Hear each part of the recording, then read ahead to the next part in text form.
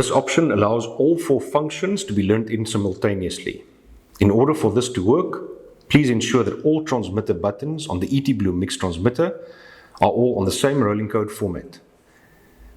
To begin, press and hold X for 4 seconds.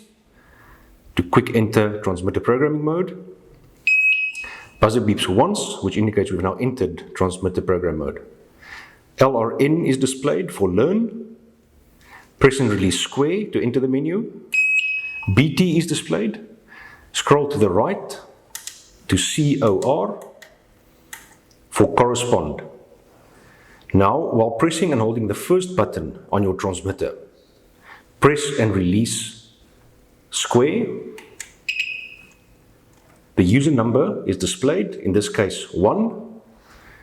Now the blue button will be for the BT full opening, green for pedestrian opening, grey for auxiliary relay output, red for holiday lockout.